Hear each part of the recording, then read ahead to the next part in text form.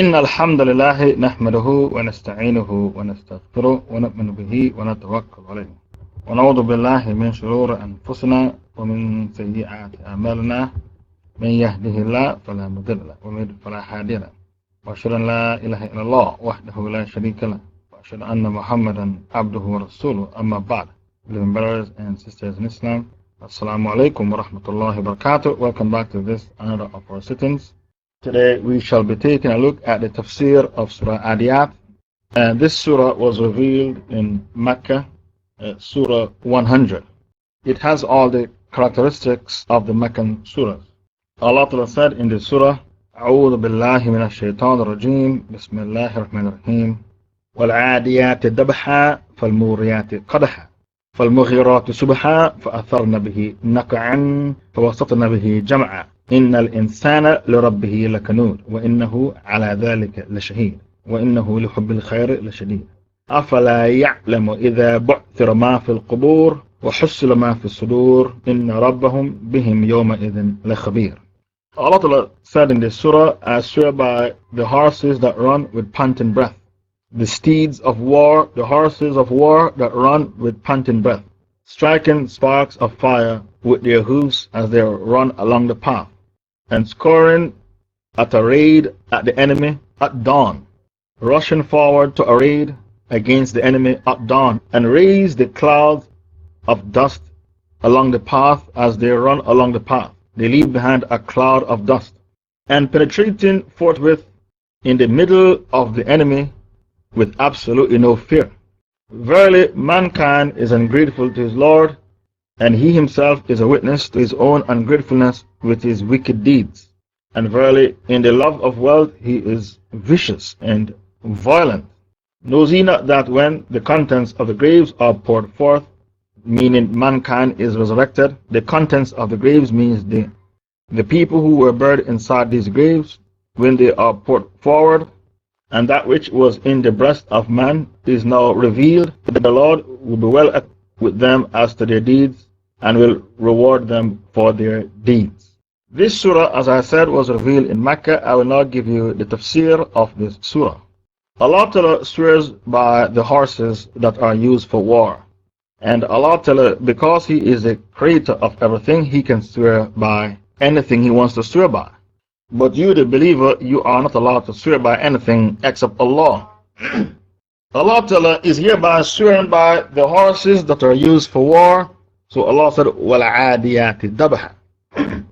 When this ayah came down, the entire surah, in those days horses were used to establish empires, and horses were used to demolish empires.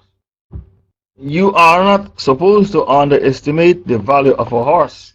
When this surah came down, horses were used to establish and demolish empires. Huge empires. Genghis Khan captured a quarter of the world on the back of horses. Genghis Khan. He captured a quarter of the world just on the back of horses. There is no animal that can compete with the horse on the battlefield. You will say, we are living time, therefore horses are not needed on the battlefield like before, because we have military vehicles. That's what you say. There are disadvantages with the military vehicles. You may run out of gas. In the middle of the battle, you can run out of gas. You may be punctured. When you are traveling in a military vehicle, the engine makes a lot of noise, so the enemy can wait for you in ambush and blow your military vehicle up with an RPG, a rocket-propelled grenade. So these military vehicles, they have their advantages and disadvantages. The terrain is difficult. You have mountains to climb. Horses can climb mountains. The military vehicles cannot go up these mountains where horses can go. The engine from the military vehicle is noisy. The noise is loud. So the enemy can hear you coming and wait for you in ambush and blow you up with an RPG. An RPG is a rocket-propelled grenade. Many military vehicles are blown apart with RPG. When you are coming with a military vehicle, the enemy can ambush you and blow up your vehicle with an IED. IED, improvised explosive device. Many military vehicles are blown up every day with IED, improvised explosive device. So these military vehicles, they have a lot of disadvantages. You can't do without horses.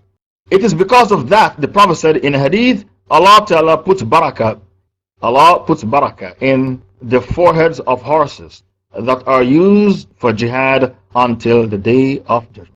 Okay, please bring me that hadith. Allah Ta'ala puts barakah in the forelocks, in the foreheads of horses that are used for jihad until the day of judgment. So you cannot do without these animals, the horses. So do not think that we have moved on from horses. That's a wrong idea. We have moved on from horses. That's not the case. The hadith says there's barakah in the foreheads of horses that are used for jihad until the day of judgment. There are many hadiths about horses.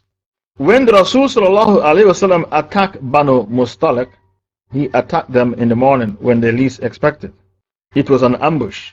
And the reason why the ambush was successful is because the Rasul used horses to ambush Banu Mustalik. The Rasul ambushed Banu Mustalik when they least expected. The ambush was successful because the Rasul used horses. Allah Ta'ala spoke about men and horses in the Quran. There's a love affair between men and horses. Surah 3 verse 14. So in Surah 3 verse 14, Allah mentioned a list of things that men go crazy about. There are a list of things that men go crazy about. Surah 3 verse 14. زين للناس حب الشهوات من النساء والبنين والقناطير المقنطرة من الذهب والفضة والخيل المصومة والأنعام والحرث ذلك متاع الحياة الدنيا والله عنده حسن المآب. Beautified for men is the love of things they covet. Beautified for men is the love of things they covet. Women, children, much of gold and silver, branded beautiful horses, cattle, well-tilled land. This is the pleasure of the life of this world, but Allah has an excellent return, which is the paradise. Surah 3 verse 14. So Allah Ta'ala told you that men have a love affair with horses. Prophet Sulaiman loved his horses so much, he was playing with his horses and he forgot to pray Salat al-Asr. It slipped him to pray Salat al-Asr. He was so mesmerized by his horses and he was busy playing with the horses. He forgot to pray Salat al-Asr and he was so upset. He said, Wallahi, I will never come near to horses again. He said, Wallahi, I will never play with horses again. I don't want to have anything to do with horses because they caused me to miss Salat al-Asr. And because he said Wallahi and he didn't want to break his Wallahi, Allah replaced the horses with the jinn. Because his soldiers complain, how can you say that? We need horses to do jihad. So Allah replaced the horses with the jinn. There is a hadith in which the Rasul said, men are of three categories where horses are concerned. Men are of three categories where horses are concerned. For some men, the horse is a barakah because he used it for jihad. For some men, the horse is a protection, protecting him from poverty.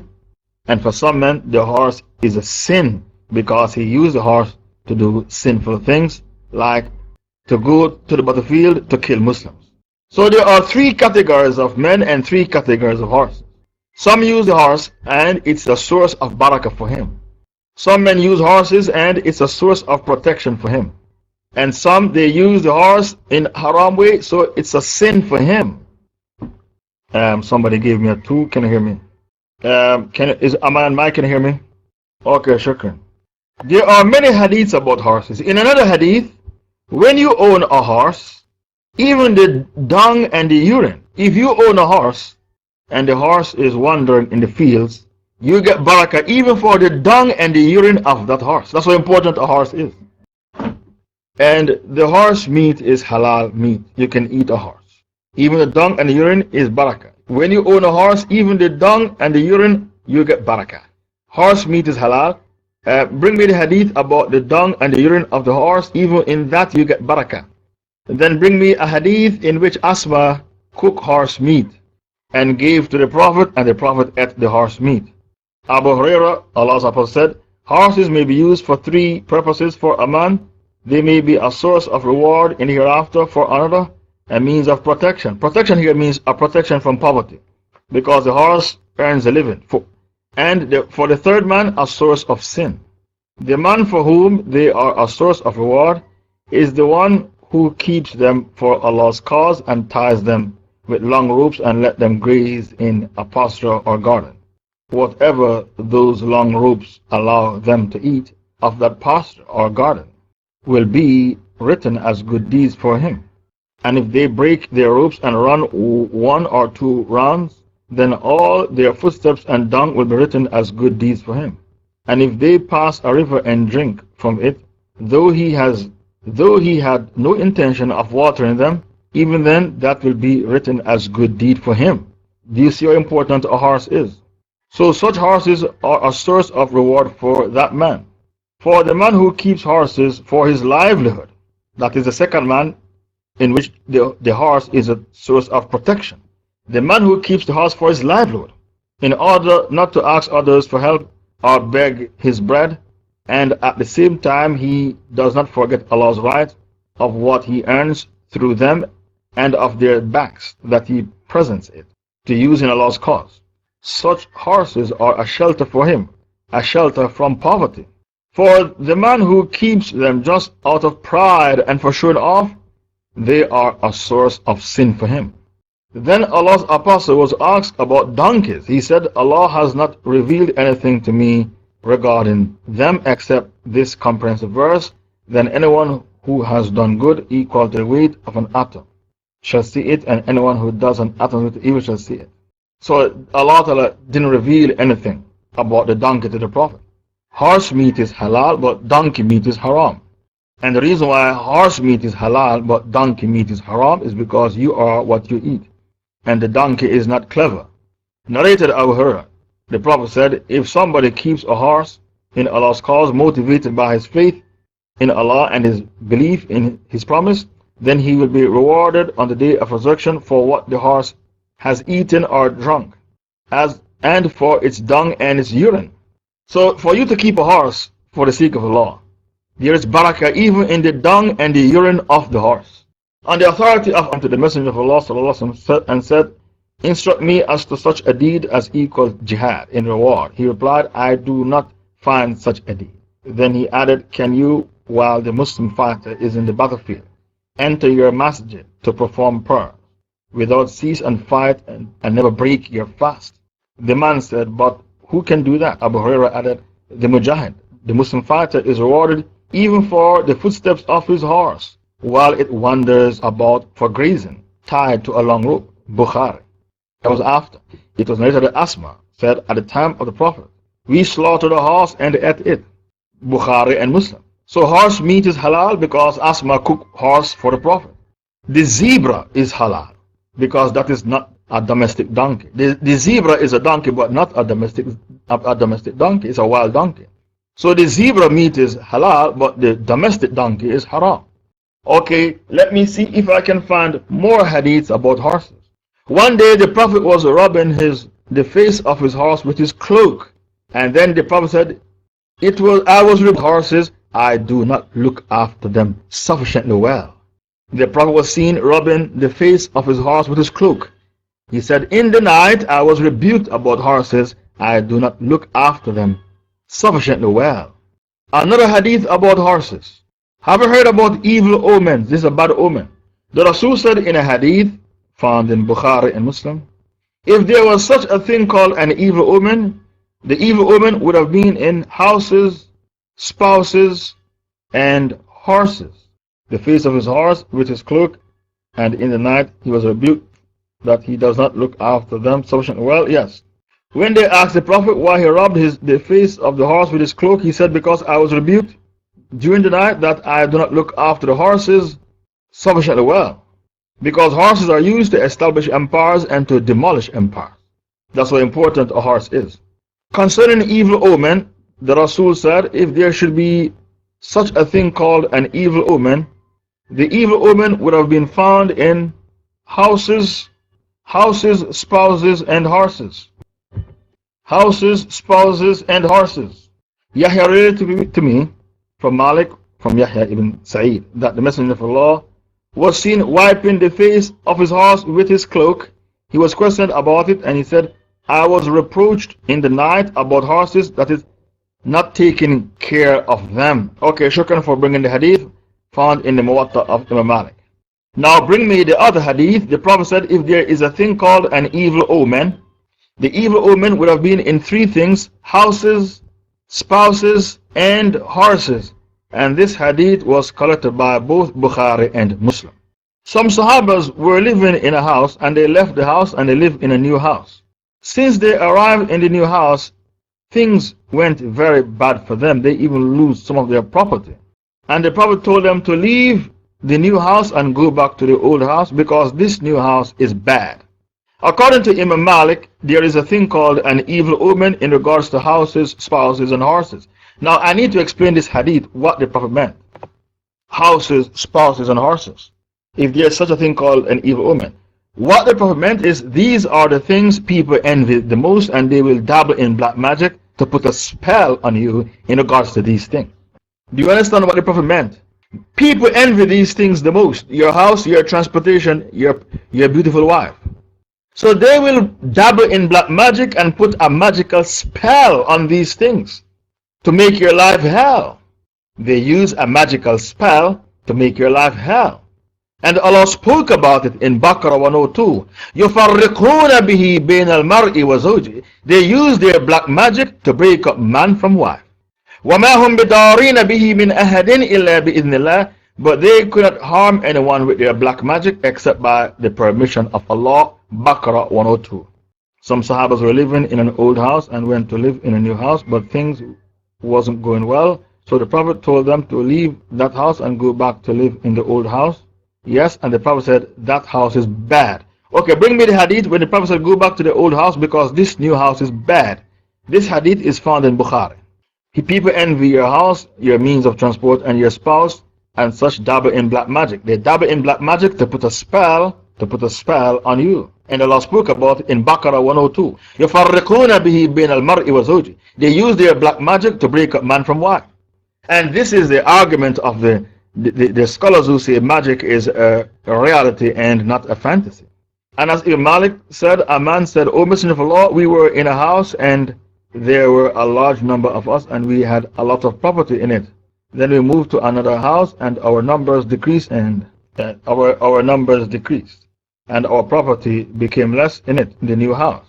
The Prophet told them, go back to it, the first house, and leave the second house. It is bad. The second house is bad. So go back to the first house. Okay, shukran for finding the hadith. So because of Baqarah 102, the scholars say black magic is a reality, not a fantasy, because they use it to break up man from wife. يَفَرِّقُونَ بِهِ بَيْنَ الْمَرْءِ وَزَوْجِهِ. I'm not finished quoting hadiths about horses. At the Battle of Khaybar, listen to this hadith and bring me the hadith authentic to 5. At the Battle of Khaybar, the Rasul ﷺ offered 2 portions to the horse and 1 portion to the owner. The horse gets more than the owner. Can you believe it? At the Battle of Khaybar, when the Rasul was giving out the booty, he gave 2 portions to the horse and 1 portion to the owner. Because to feed a horse is very expensive, it's very difficult to find food for horse. So the Rasul gave 2 portions to the horse and 1 portion to the owner at the Battle of Khaybar. I'm not finished quoting hadith about horses. The favorite horse of the Prophet, the favorite color was sorrel. The sorrel horse, that was a favorite color for the Prophet. Sorrel means reddish brown. The sorrel means what? Reddish brown. A brown that looks like red. That was the favorite horse of the Prophet. I think I've quoted enough hadiths about horses, but I'll quote one more. The Prophet said, those who look after camels and horses, they are proud people. And those who look after goats and sheep, they are humble people. Because these animals, the camel and the horse, these are proud animals. So the Prophet is saying your environment affects you. Even the animal you associate with affects your character and your personality. Prophets were made shepherds, because if you are able to look after sheep, you'll be able to have rahmah in your heart. So you'll find that people who hang around horses and camels are proud people, because these are proud animals. And those who look after sheep and goats are humble people, because these are humble animals. Abu Huraira reported that the Apostle of Allah said, faith came from Yaman, while disbelief came from the direction of the east. The shepherds possess a tranquility and humility, while the keepers of camels and horses are arrogant and ostentatious. When the Dajjal will reach the Uhud mountain, on its other side, the angels will turn him about towards the direction of Syria, and there he will perish. He will be killed in Jerusalem at the hands of Jesus. The Dajjal will be killed in Jerusalem at the hands of Prophet Isa alayhi salam. I've quoted all the hadiths about horses. I think it's about 9 hadith. Anyway, we continue with our tafsir. Allah Ta'ala said, Wal adiyat dabha, I swear by the horses that run fast with their panting breath. Fal muriyat qadha, striking sparks of fire with their hooves. Fal mughirat subha, and scoring to the raid at dawn, attacking the enemy at dawn. فَأَثَرْنَ بِهِ نَقْعًا, and as they run along the path, they leave behind a cloud of dust in the wild. فَوَسَطْنَ بِهِ جَمْعًا, and these horses, when they arrive on the battlefield, they strike at the enemy in the midst of the enemy with absolutely no fear. This surah is revealed in a poetic form, and Allah Ta'ala is speaking well about the horses, steeds of war. And in another surah, Allah spoke about steeds of war. Allah said, make ready against them. Surah Anfal. وَعِدُوا لَهُمْ, Surah Anfal 60. Surah 8 verse 60. وَعِدُوا لَهُمْ مَا اسْتَطَعْتُم مِّن قُوَّةٍ. Prepare for them to the best of your ability with power, including steeds of war, in order to strike terror in the hearts of my enemy and your enemy. To strike terror in the hearts of my enemy and your enemy. So the horses are considered one of the animals of the Holy Quran. Now I delivered a speech in here called The Animals of the Quran. Many of you didn't come to that speech, The Animals of the Quran. The bees is an animal of the Quran, and also the camel is an animal of the Quran, and the snake was mentioned in the Quran. We delivered a speech about the animals of the Quran. Most of you were not present, I don't know why, but maybe you can find it on the blog, The Animals of the Quran, and each animal has a significance. So Allah Ta'ala made mention of horses again in Surah Anfal verse 60. Prepare for them to the best of your ability with power, including steeds of war, in order to strike terror of my enemy and your enemy. In order to strike terror in the hearts of my enemies and your enemies. The reason why Allah Ta'ala swear by horses in this surah is because when the surah came down, horses were used to establish empires and to demolish empires. Many of you will say, we are living in modern time, therefore we have moved on from horses. That's not the case, because the Rasul said Allah puts barakah in the foreheads of horses that are used for jihad until the day of judgment.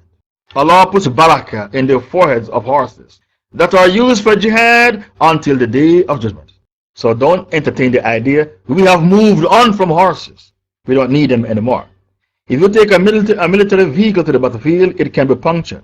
You can run out of gas, petrol. The engine is very noisy. Your enemy will hear the engine and wait for you in ambush and blow you up with an RPG. A rocket propelled grenade. Blow you up. It happens every day on the battlefield, all over the world. So you can't say we have moved on from horses. That's not the case, because the Prophet said Allah puts barakah in the horses that are used for jihad until the day of judgment. This hadith proves that there will be jihad until the day of judgment. After Allah Ta'ala praised the horses, He said, verily mankind is ungrateful to his Lord. A horse is so important. If there is a painting of a horse in a museum, and the person who painted the horse was Picasso, for example, that's an Italian painting. There is a painting, Picasso, and it's a horse. Because it's a horse, and because it was painted by Picasso, you can ask $100 million US for that painting. Why? Because it's a horse, especially if the horse is posing with one leg up, one leg down. The front leg, one front leg up, one down. That's the pose of the horse. The horse is a very, very proud animal. The horse likes to pose. If you have a painting of a horse in a museum, painted by Picasso, you can ask, I didn't say 1 million, I said 100 million US dollars. Not 1 million, 100 million US dollars for that painting. Because it is a horse and it was painted by the Italian painter Picasso. And even when you buy the painting, it has to be an anonymous buyer. You can't declare who bought the painting. They'll go to his house and kill him and steal the painting. The buyer has to be anonymous. So after Allah Ta'ala swears by the horses, what did he say? Innal insana li rabbihi lakanud. Verily, mankind is ungrateful to his Lord. Allah mentions the ungratefulness of man 27 times in the Quran. 27 times Allah mentioned man is ungrateful. For example, Baqarah 2:43. Baqarah 2:43, Allah speaks about the ungratefulness of man. Alam tara ila alladhina kharaju min diyarihim wa hum ulufun hadara al-mawt faqala lahum Allah mutu thumma ahyahum inna Allah ladhu fadl ala an-nas walakin akthar an-nas. Have you, O Muhammad, not seen those who went forth from their homes in thousands, fearing death? Allah said to them, die, and when He restored them to life, truly Allah is full of bounty to mankind. But most men, they do not thank Allah. Allah said what? La yashkurun. They aren't thankful to Allah. That's one evidence. I can give you 27 ayahs, but I will not. I will only give you 4 ayahs. Surah 10 verse 60. That's the other ayah, in which Allah Ta'ala made mention of the ungratefulness of man. Surah 10 verse 60. وَمَا ظَنَّ الَّذِينَ يَفْتَرُونَ عَلَى اللَّهِ الْكَذِبَ يَوْمَ الْقِيَامَةِ إِنَّ اللَّهَ لَذُو فَضْلٍ عَلَى النَّاسِ وَلَكِنْ أَكْثَرَ النَّاسِ لَا يَشْكُرُونَ.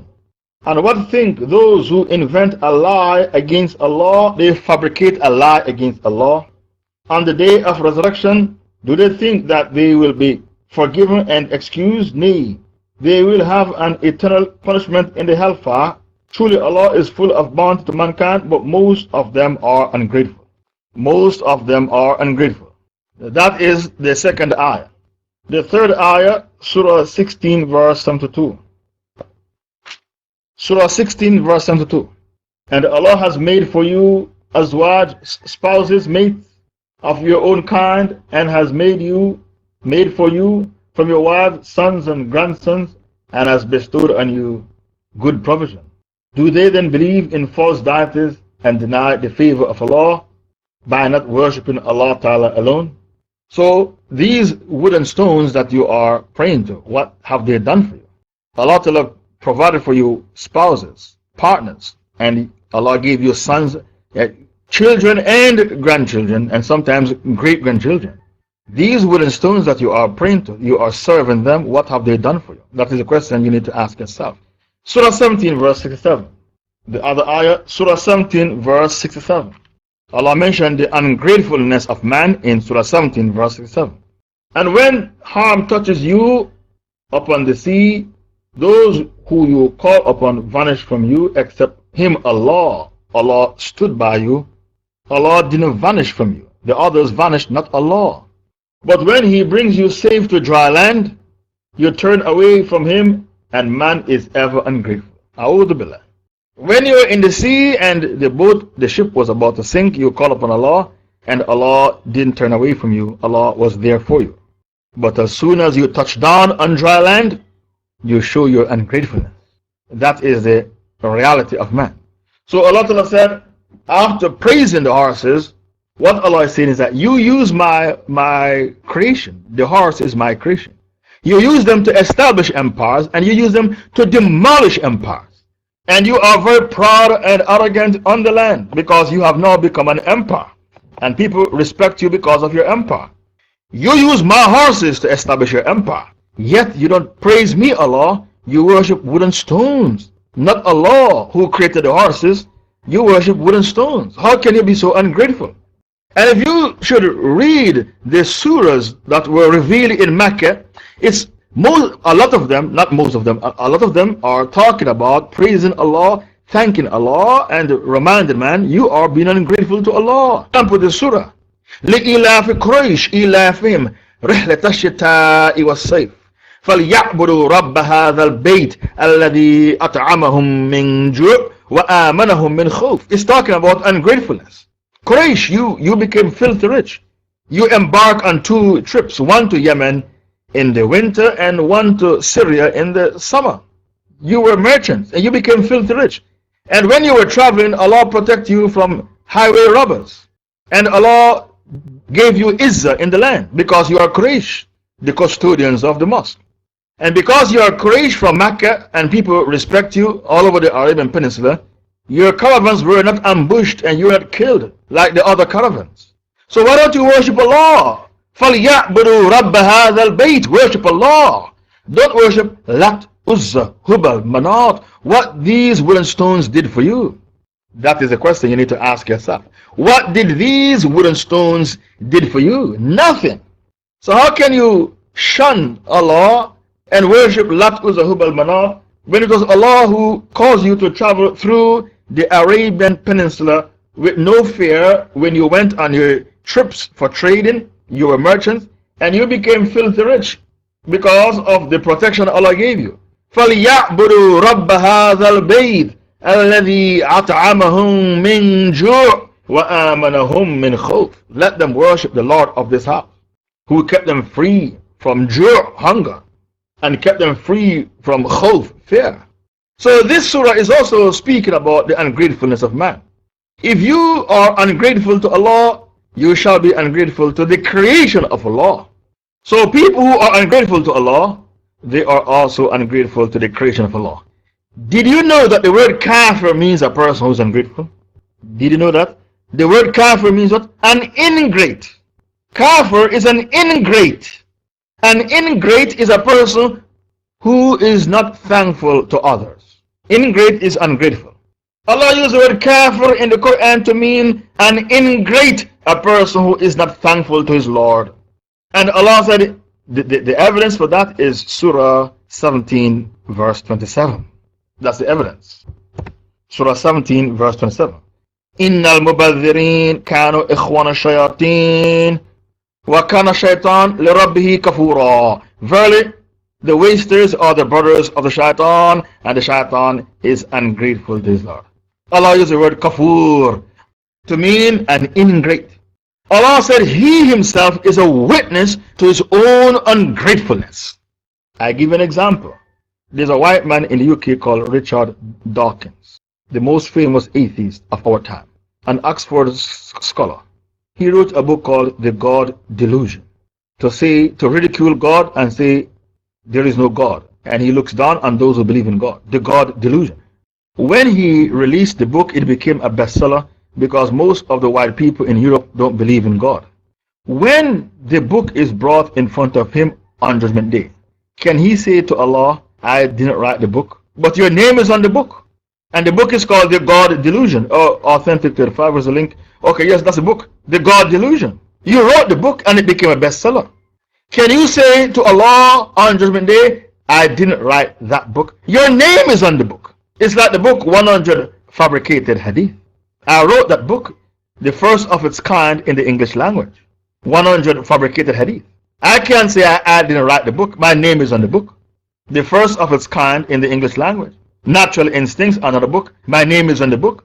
In all the bookshops, in many bookshops all over the world, because people bootleg the book. Bootleg means to copy the thing, to do illegal copying. Can Richard Dawkins say to Allah on Judgment Day, I didn't write the book, The God Delusion, to ridicule God, to say there is no God? He wrote a book to ridicule God. There is no God. Can you deny writing that book? You can't. Your name is on the book. This is what said, mankind is ungrateful to his Lord because he denied that God exists. And he himself is a witness to his own ungratefulness. Why? Because he wrote books and he makes movies to ridicule God. So the book is a witness that you are evil, you are a shaitan, and you are evil personified. The book is an evidence against you. The book is an evidence against you. Innal insana li rabbihi lakanud. Man is ungrateful to his Lord. Wa innahu ala dhalika lashahid. and he himself is a witness to his own ungratefulness with his wicked deeds, with evil deeds. He makes movies to ridicule God, and he prints books to ridicule God, and he uses talk shows to ridicule God. Therefore, he himself is a witness to his own ungratefulness by making programs, poetry, writing books, making movies, making talk show programs to do what? To ridicule the existence of God. Didn't you come up with the Darwinism theory that, or the Big Bang theory, we came about by accident? Nobody created us. We came about by a freak of nature. The world and what it contains is all an accident. Nobody created the world and what it contains. Don't you preach Darwinism in your schools and your universities and colleges? Don't you preach evolution? We evolved from monkeys. So Allah said, you are ungrateful to Allah. You don't acknowledge Allah's existence.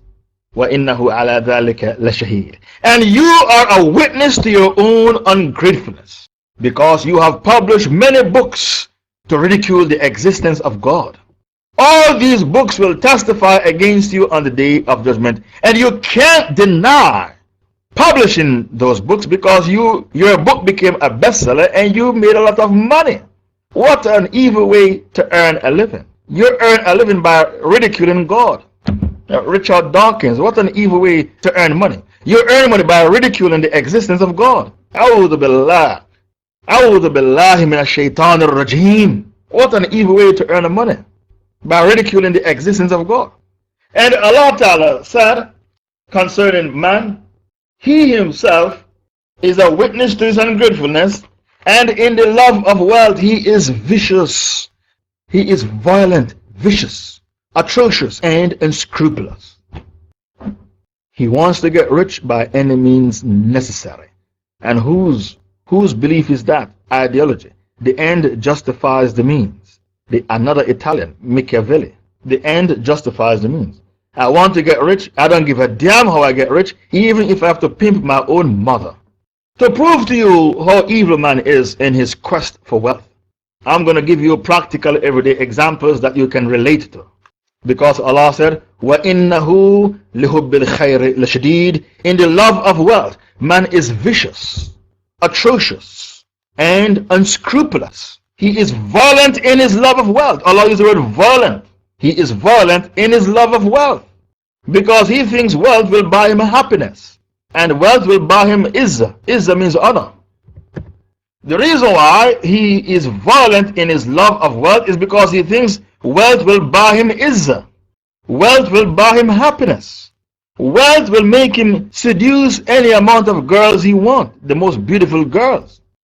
No woman can say no to my proposal, whether it's a decent proposal or an indecent proposal. It makes no difference. I drive a Ferrari car, so if I make a decent proposal or an indecent proposal, I'm going to get yes for an answer.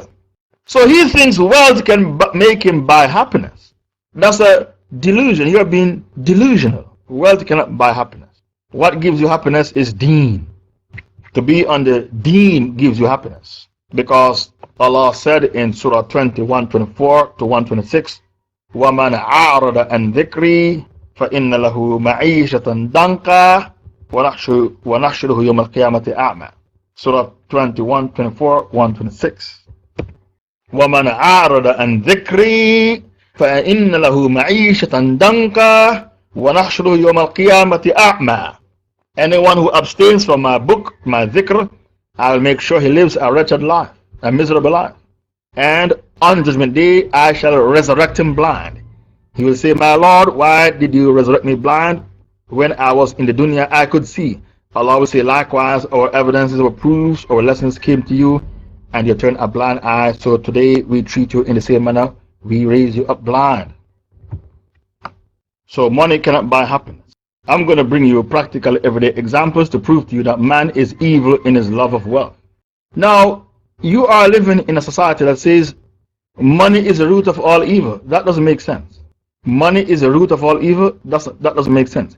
The lack of money is the root of all evil. That makes sense.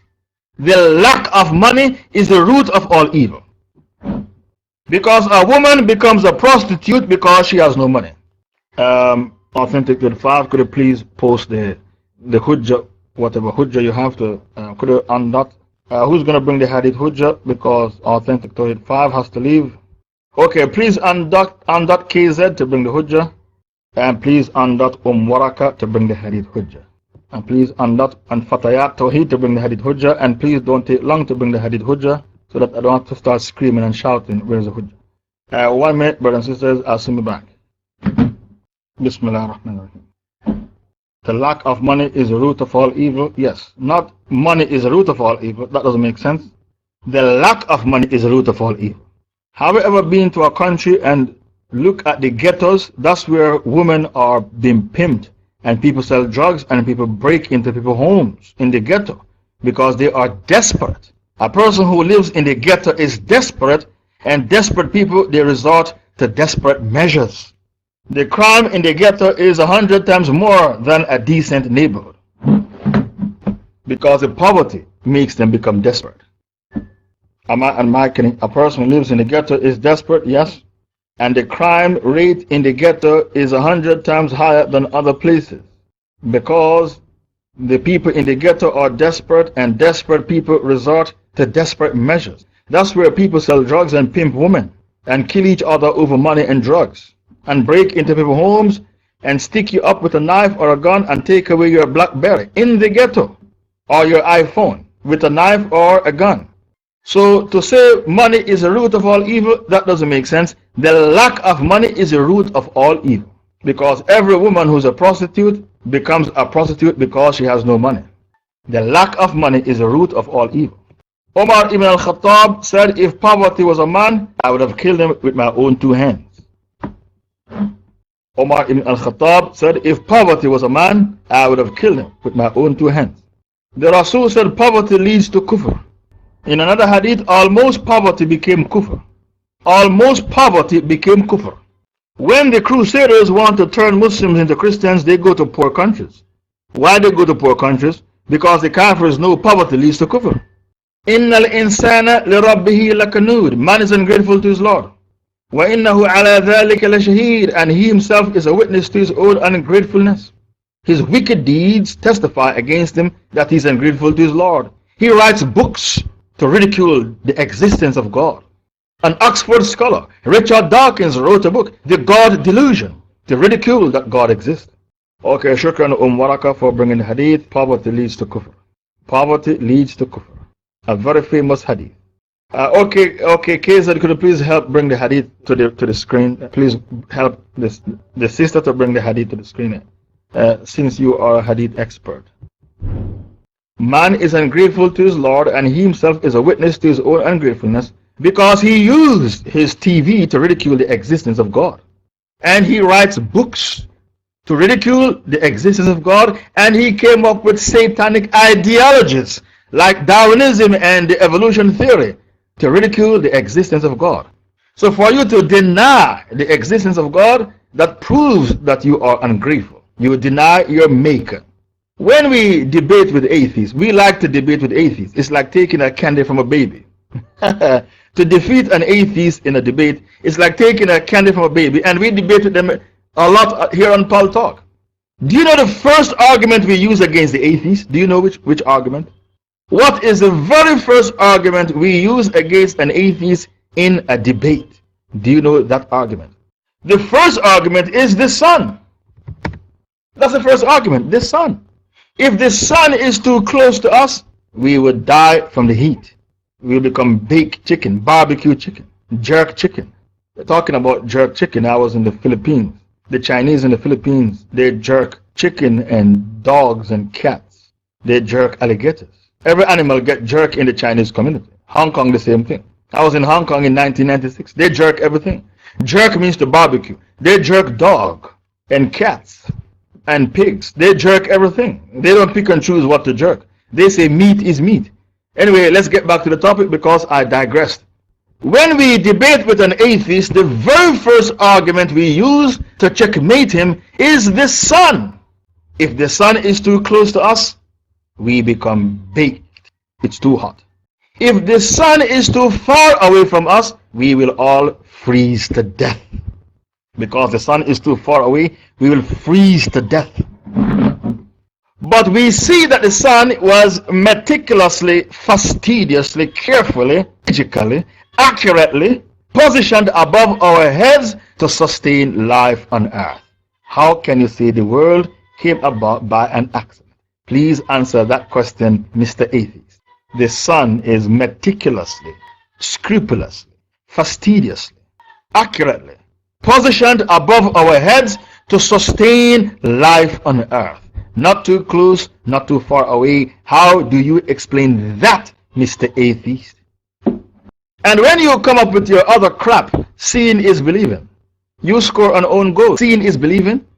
Did you see your great-great-great-grandmother? Seeing is believing. What a rubbish argument. Seeing is believing. I'm not going to believe anything I didn't see. Did you see your great-great-great-grandmother? But you believe she existed. Seeing is believing.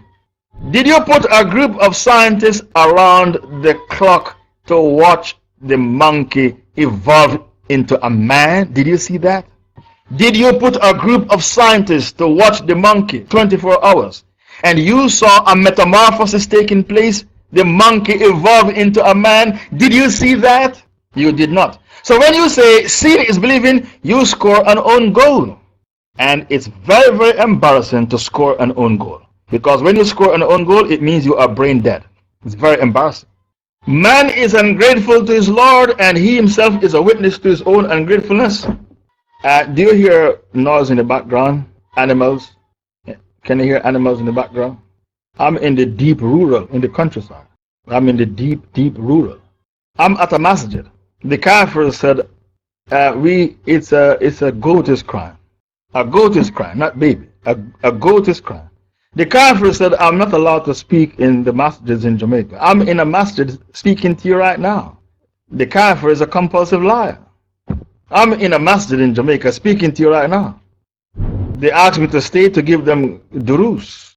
Don't go back to Kingston, stay with us and give us halqas about our deen. The kafirs are compulsive liars. Man is ungrateful to his Lord, because he used my horses to establish empires and to demolish empires, and he did not worship me. He worshipped wood and stone instead of me, and the horses were not created by the wood and stones that he's worshipping. In the love of wealth, he is violent, vicious, unscrupulous, and atrocious. I'm going to give you practical everyday examples to show you how evil man is, how wicked he is in his desire to become rich, because the wealth gives you the izzah. And the wealth, the izzah means the honor. The wealth gives you the izzah. And the wealth makes you buy anything you want. If you want to leave your house and go to the store to buy a Samsung Galaxy, the hottest phone in the market, everybody go crazy for Samsung Galaxy. First it was BlackBerry, then the iPhone, now it's Samsung Galaxy. You can go to the store and buy a Samsung Galaxy, no problem, because you have money. You can buy the latest technology with the money. And people who are rich, they live longer than people who are poor. Life expectancy for a man in Zimbabwe is only 45 years. 45 years. Do you know how long the Queen Mother lived for? 102 years, the Queen's mother. She lived for over 100 years. The mother of Queen Elizabeth II. Rich people live longer than people. They live twice the same as poor people. Poor people die at 50, they live 100 years. So, we want to get rich because the wealth is the honor. If you are from a poor country and you go to the American embassy for a visa, they might spit at you. If you are from Japan and you go for a visa, then they'll give you the visa. Not if you are from Bangladesh or if you are from Ethiopia, they might spit at you. So the wealth is the honor. That's why you want to get rich. And Allah said, in your endeavor to get rich, you are vicious. Allah used the word violent. Man is violent in his love of wealth. So I'm going to give you practical everyday examples to prove how violent a man can become because he wants to get rich. Before giving you the examples of how violent a man can become to get rich, let me remind you, Allah said in Baqarah 268, poverty is a weapon of Iblis. Ash-shaytanu ya'idukum al-faqra wa ya'murukum bil-fahsha. The shaitan threatens with poverty and then he commands you to do haram things. All the Mufassirin, when they explain the ayah, The shaitan used poverty as a weapon, and then he commands you to do haram. The haram is zina. The haram is zina. He used poverty as his weapon, and then he tells you to dabble in haram. What haram? Zina. To use your body to earn a living. That's the tafsir I got in university. And I don't think you can get another tafsir. Baqarah 268. Where is the ayah? Who is supposed to bring the ayah? Baqarah 268. Ash-shaytanu ya'idukum al-faqra wa ya'murukum bil-fahsha. The shaitan threatens with poverty. It's a weapon of Iblis. And then he commands you to do shameful deeds. Bring me the ayah in green font. The first example, the person taking notes, examples of how evil man can be in his quest for wealth. Examples of how evil man can become in his desire to get rich. That's the heading, and make it big font. Who is bringing the ayah? Baqarah 268. Why is it taking so long to come? Ash-shaytanu ya'idukum al-faqra. Examples of how man can be. Examples of how man can become to get rich. Okay. Examples of how evil man can become, how wicked man can become to get rich. In the 1980s, some broken bottles were found in Heinz baby food. Examples of how evil man can become to get rich. The devil promised you destitution and enjoy and you lewdness, but Allah promised you forgiveness from him. Okay, shukran for the ayah. In the 1980s in the UK, they found broken bottles in Heinz baby food, and they had to rush the babies to the hospital. And they had to take thousands of bottles from the supermarket of Heinz baby food. They sabotaged Heinz baby food. Another company produced baby food, and they sabotaged Heinz to knock them out of the competition. So these capitalists, they were ready to kill babies to make an extra buck. That's how evil the capitalist is. They put broken bottles in the baby food of Heinz to knock them out of the competition. They want to maximize their profit. We want to be the #1 producer of baby food. We want to knock our competitors off the market. We want to become #1, and we don't give a damn how we become #1, because the end justifies the means. That is Machiavelli, the Italian philosopher Machiavelli. The end justifies the means. I want to get rich, and I don't give a damn how I get rich, even if I have to pimp my own mother. The second example, men go to countries like the Philippines. Men from the USA, they go to countries like the Philippines. This man is in his 50s. His wife is 22, 23, 24. He insured his wife for $1 million US.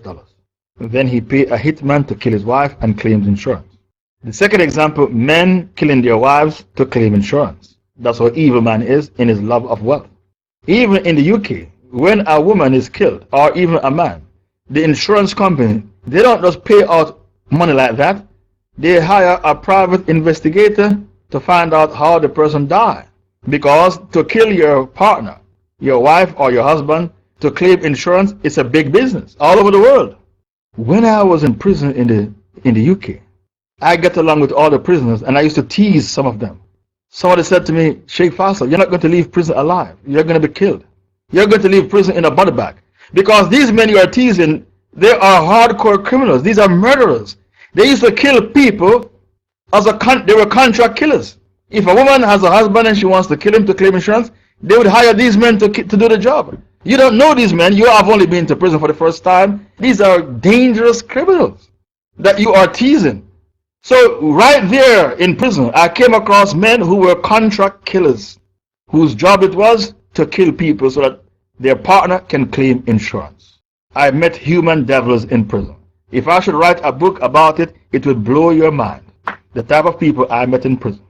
And each one of them, I asked them why you are in prison. And tell me your crime and how did you get caught, where did you go wrong. Another example number 3, people killing their parents to claim insurance. Not insurance, inheritance. People killing their parents for inheritance.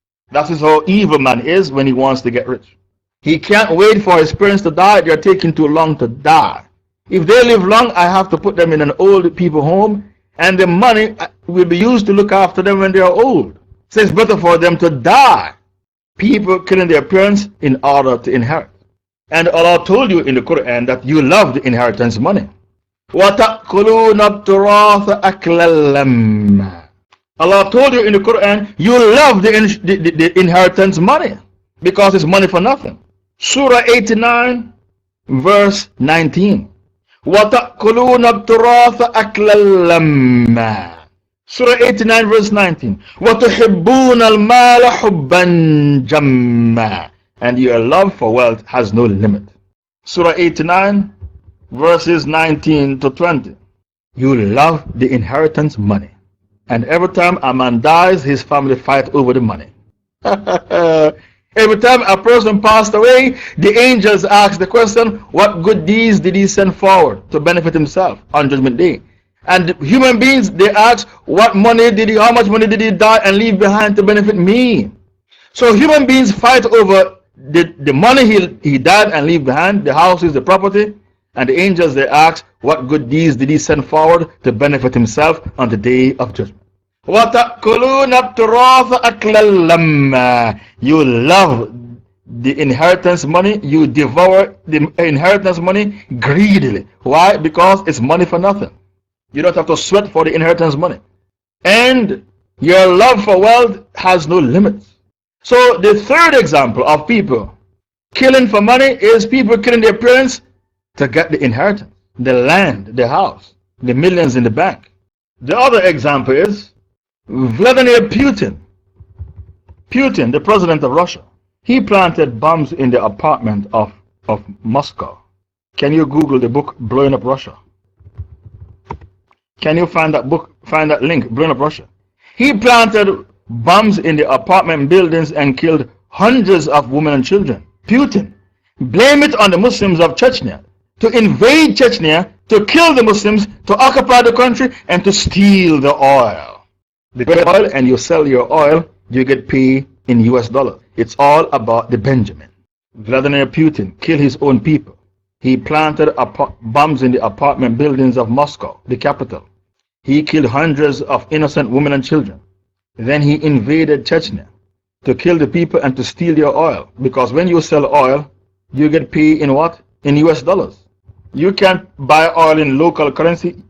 They pay you in Benjamins. You get paid in Benjamins, US dollars. He killed his own people to invade Chechnya. He blamed it on the Muslims of Chechnya to invade Chechnya, to kill the people and to steal your oil, because it's all about the Benjamin.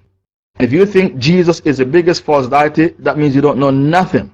The biggest false deity is the Benjamin. It's bigger than Jesus. The Benjamin is bigger than Jesus. The Chinese are 1 billion. They don't worship Jesus, they worship the Benjamin. The Indians are 1 billion. They don't worship Jesus. It's not a Christian state. They worship the Benjamin. I was in Hong Kong. When it was Sunday, I didn't realize it was Sunday. All the shops are open. Chinese don't go to church. They don't worship Jesus. They worship the Benjamin. When I was in Hong Kong in 1996, all the shops were open on a Sunday. Even the post office was open on a Sunday. The Jews, they don't worship Jesus. They don't believe in Jesus. They said Jesus was a bastard child. Mary was a prostitute. The Jews don't worship Jesus. The Jews worship the Benjamin. The Benjamin is the biggest false deity in the world. It's bigger than Jesus. So if you did not know that the Benjamin is the biggest false deity, you are walking around in your wallet, in your pocket, in your purse, is the biggest false deity in the world, the Benjamin, and you didn't realize that. That means you don't pay attention to fiqh al-waqa, the fiqh of current events. You are walking around with the biggest false deity in your purse, your wallet, and you didn't realize it. This means you are not living in this planet. You belong to another planet. You don't know what's happening in the world. September 11 was staged. So when the Americans saw how the Russians got away with it, they staged their own Moscow bombing. September 11 was staged by the white man in order to go into Muslim country to steal Muslim oil. September 11 was staged by the white man in order to go into Muslim countries, to occupy the country and to steal Muslim oil, because it's all about the Benjamin. In the love of wealth, Allah said, man is cruel. He is violent in his love of wealth. All these are practical everyday examples to prove to you that a man will do anything to get rich. Those two buildings that were knocked down in New York, September 11, 2001, they were knocked down by drones, Israeli built drones. Those hijackers that they said died in their planes, they went, some of them were relaxing on the beaches of Morocco, on holiday in Morocco. Those hijackers, Many of them came forward and said, I saw my name that I am dead, I am alive. September 11 was staged by the white man in order to invade a Muslim country to steal Muslim oil. Because it's all about the Benjamin. People are vicious, Allah said. Man is unscrupulous, vicious. He is violent, vicious, unscrupulous, and atrocious in his love of wealth. He will do anything to get rich because it's all about the Benjamin. Therefore, by any means necessary, even to kill my own people, like what Putin in Russia did. I am ready to do that. It's by any means necessary. Verily, mankind is ungrateful to his Lord, and he himself is a witness to his own ungratefulness with his wicked deeds. And in the love of wealth, he is heartless and cruel. أَفَلَا يَعْلَمُ إِذَا بُؤْثِرَ مَا فِي الْقُبُورِ Knows he not that when the contents of the graves are poured forth, the contents of the graves, those who were buried in the graves, is a burden for the earth. Allah said it's a burden. What is inside the grave is a burden for the earth, and the earth will spit it out. How do you know it's a burden? What's inside the earth is a burden? Allah told you in Surah 99. وَأَخْرَجَ الْأَرْضُ أَثْقَالَهَا Surah 99 verse 2. The earth will spit out its burden. The burden inside the earth is the many, many graves, the billions of graves that are inside the earth. It's a burden and the earth will spit it out. وَأَخْرَجَ الْأَرْضُ أَثْقَالَهَا Surah 99 verse 2. أَفَلَا يَعْلَمُ إِذَا بُؤْثِرَ مَا فِي الْقُبُورِ وَحُصِّلَ مَا فِي الصُّدُورِ Doesn't man realize, doesn't he know, when the contents of the graves are poured forward, the earth spits out its burden, and that which is in the breast of men shall be made known. What you conceal will now be revealed. Verily, that day, the day of resurrection, their Lord will be well acquainted with them as to their deeds and will reward them according to their deeds. Therefore, you decide your own destiny. You want to go to paradise or you want to go to the hellfire? Allah said, O my servants, it's your deeds that I look at and recompense you for. So let him who finds good say Alhamdulillah, and let him who finds evil blame no one except himself. Death is knocking on our door, and we need to prepare for our graves and the hereafter with good deeds. And he who fails to prepare has got to be prepared to fail. That is one of the laws of nature. We covered the laws of nature in this room. Many of you were not there. Where is Surah 99 verse 2? Who is supposed to bring the ayah? Where Allah inside the grave, what is inside the earth is a burden for the earth, and on Judgment Day the earth will vomit it out, spit it out. Billions of people have been buried inside the earth. In Japan, they can't even find enough place to bury people. The Indians say we don't have that problem because we are Hindus, we burn the dead. We burn our dead. Do you know why Hindus burn their dead? Because they know that they are going to go to hellfire. They are trying to acclimatize them for the hellfire. The Hindus are trying to acclimatize them for the hellfire. That's why they burn their dead. Because they know that they are going to go to the hellfire. So they burn their dead to do what? To acclimatize them. That was the tafsir of Surah Al Adiyat. I'm taking 3 questions. You can ask your questions. I'm taking 3 questions. Send your questions to the admin. Yes, the Hindus burn their dead to make them become accustomed to the heat because they are trying to acclimatize them for the hellfire because they know that they're going to go to the hellfire. There are no questions, I think, because normally I don't take questions in the morning dars. In that case, I will close the dars if there are no questions. Okay, shukran. Subhanakallahumma wa bihamdik. Nashhadu an la ilaha illa anta nastaghfiruka wa natubu ilayk. I will now relinquish the mic.